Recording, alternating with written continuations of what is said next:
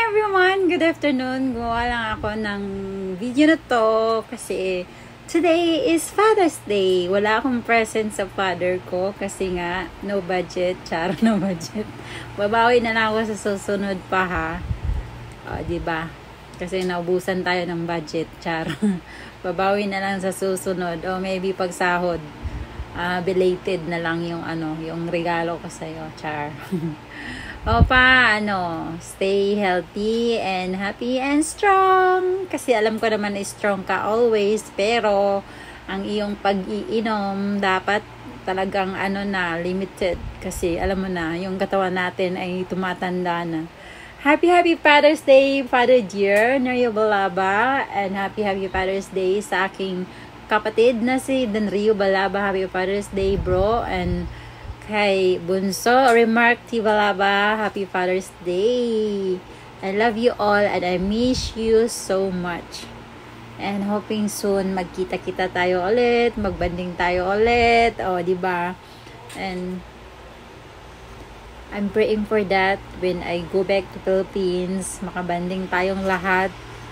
Magka-unite tayong lahat, magka-kita-kita tayong mga magkakapatid lahat. Hoping for that soon. And God's help, in God's grace na matutupad yun, mangyayari yun. Yun. So, yun. Wala akong pambiling cake kay Father dear. Naubusan tayo ng budget ngayong buwan na to. So, mag-aantay na naman tayo ng sahuran. So, yun.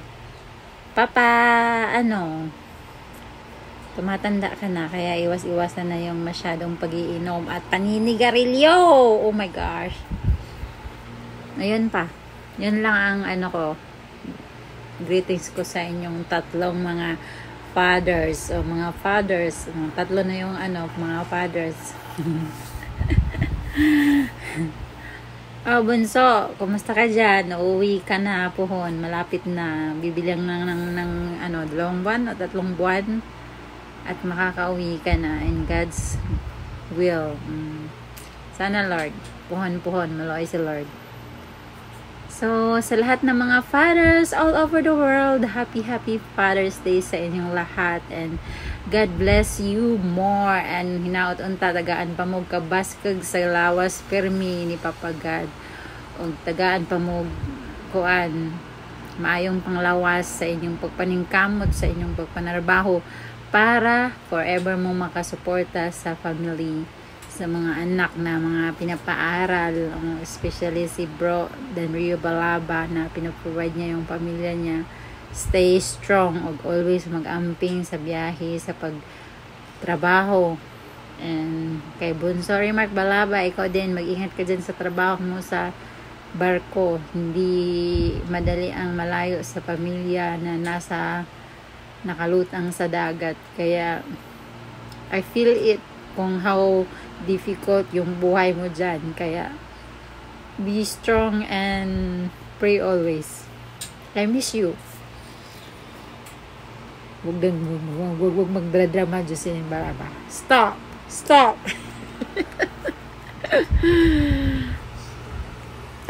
Tama na.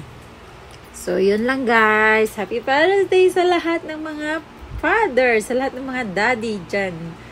And stay responsible always and loving and caring to your family. Kasi kayo yung haligi ng tahanan, kaya dapat strong kayo no matter what. Through bad times and good times. Stay strong. And always pray to God no matter how difficult is life. Ganun talaga ang buhay. Hindi ka tao kung wala kang problema, kung walang mga pagsubok sa buhay mo. So, yun. Bye-bye! That's all guys. Thank you for watching and please pa-like and share naman ang aking video na to. Oops!